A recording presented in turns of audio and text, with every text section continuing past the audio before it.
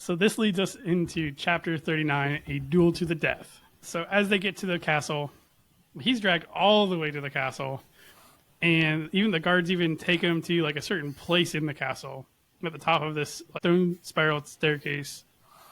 And Evianna is there waiting, and she tells the guards to leave them all alone. So they'd start to descend down the spiral staircase, and I don't know why, but spiral staircases, nothing good is at the bottom of a spiral staircase. It's always a dungeon. Yeah, exactly. It's always a dungeon, so you know it can't be good. So as they keep getting lower and lower, Volke can start to feel the raw nullstone that is in the area underneath the castle, and he's starting to kind of feel that like strangled, suffocated feeling. Evianna ends up leading him all the way to where Lyvia is training. Essentially, Evianna wants Volke to train Lyvia to win, because she always sees that he finds a way to win. So therefore, he can show her a way to win. Volke is very confused about this whole situation because he's like, well, I'm sure there's probably other people that can train her, but okay. We find out that Lyvia is participating in the fight to the death to bond with the sovereign dragon. As Volke's walking around this massive circular chamber, he notices there's piles and piles of bones just laying around the edges.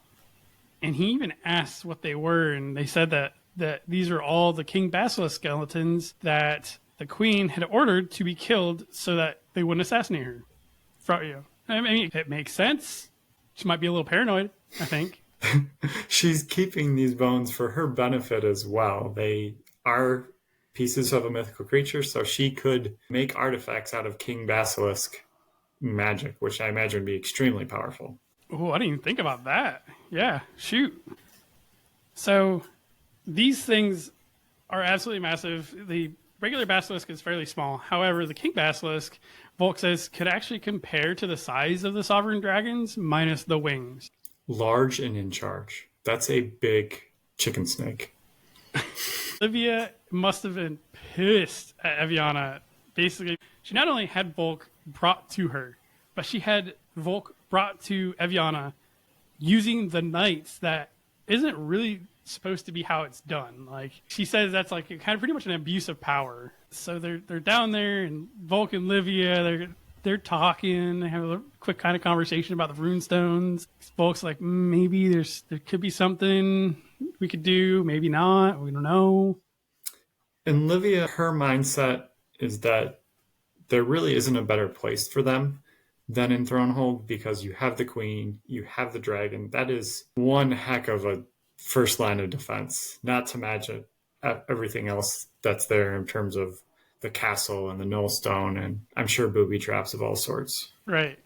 Just the nullstone alone, and then let's not worry about the 500-ton dragon that it could eat us in one bite and not even think about it. Probably an appetizer. You know, it's like eating a potato chip. It's an hors d'oeuvre.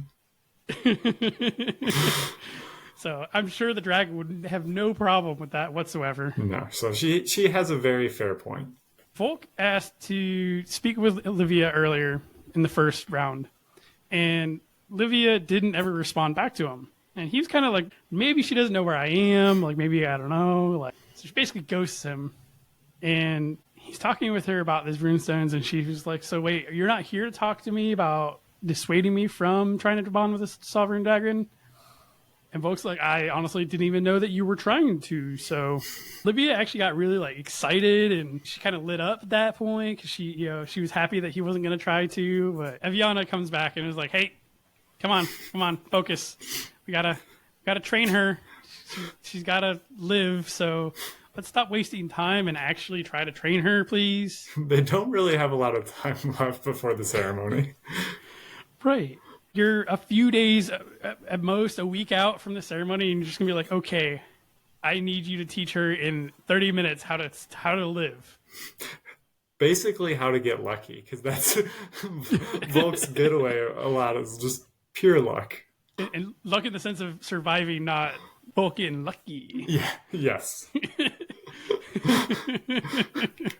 So Volke has her show him kind of what she knows. He even draws swords with her, and they start to duel a little bit.